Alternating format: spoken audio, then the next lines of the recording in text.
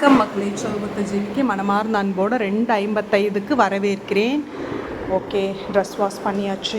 இன்றைக்கி தேதி March 8 Sunday. அனைவருக்கும் என்னோட மகளிர் தின நல்வாழ்த்துக்கள். எல்லாம் தம்பி வீடை மாப் போட்டிருக்கான், க்ளீன் பண்ணியிருக்கான். என் டியூட்டி அவன் கையில் எடுத்துட்டான். உலகத்தில் வாழ்கின்ற அனைத்து தாய்மார்களுக்கும் என்னுடைய மனமார்ந்த மகளிர் தின நல்வாழ்த்துக்கள்.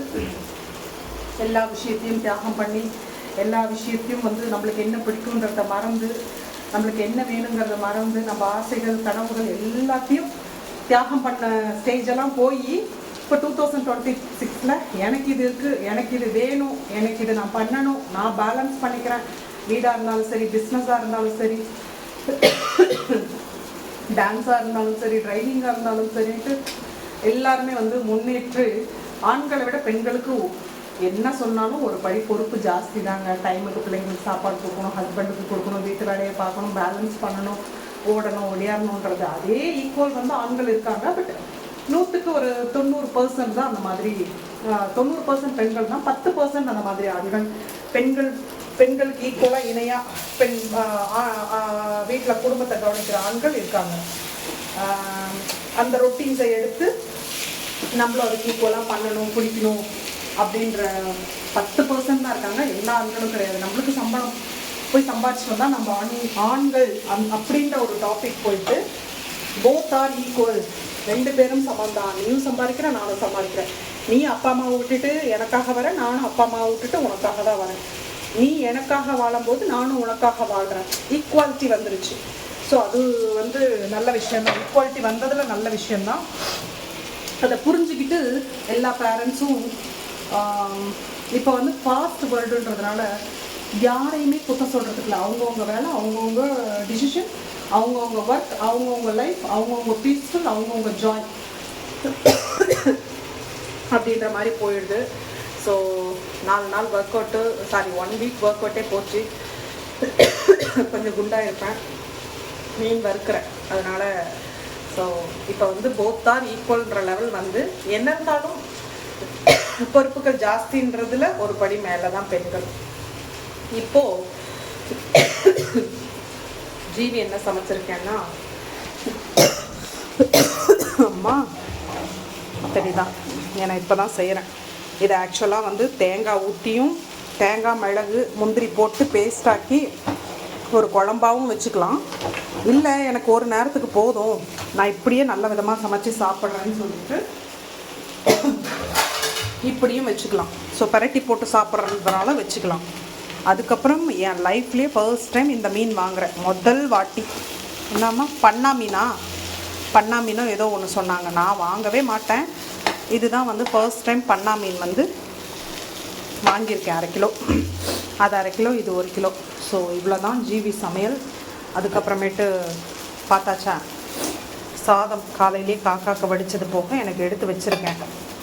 நான்வெஜ்ன்றதுனால 2 வாய் சேர்த்தே போகணும், இல்லை சொல்கிறதுக்குள்ள ஒன்றும் சொல்கிறதுக்குள்ள. ஆஸ் யூஷுவல் ரசம் நம்மளோட தம்பி என்ன வேலை, இது கடையிலலாம் வாங்கிட்டு க்ளீன் பண்ணி இங்கே சமைக்கிறது நம்ம டியூட்டி. தம்பி டியூட்டி வீடு கூட்டி மாப் போட்டு பாத்திரம்லாம் விளக்கி வச்சு அவனோட டாய்லெட் பாத்ரூம் அவன் கழுவிக்கிட்டான்.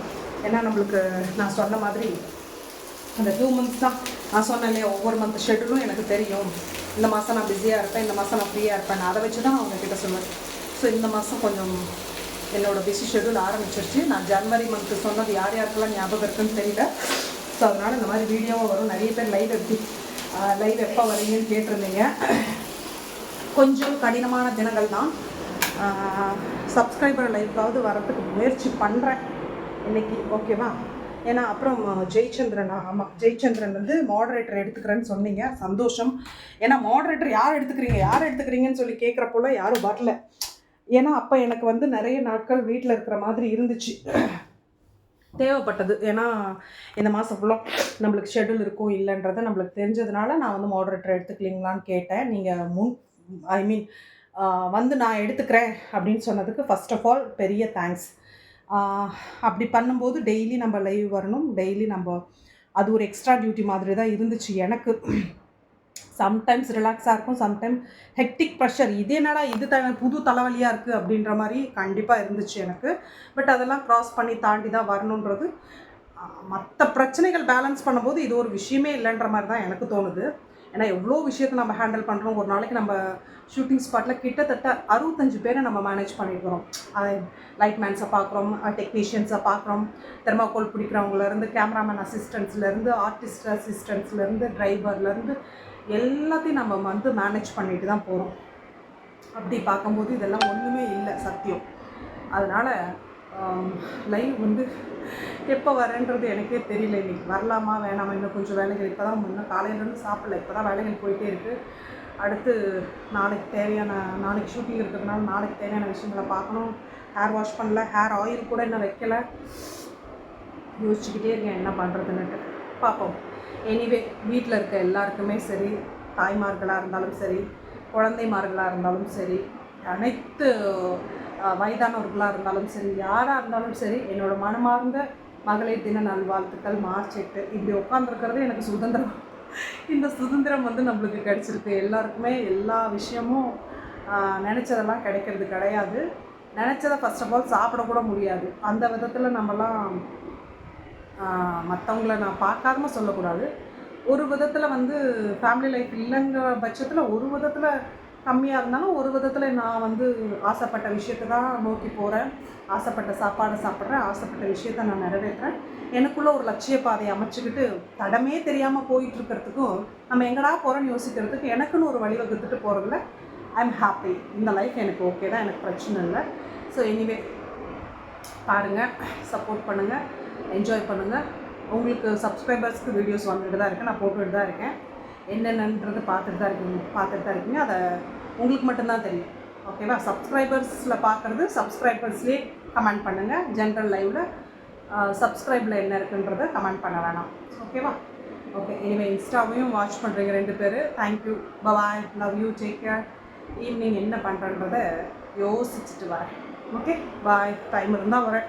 பாய்.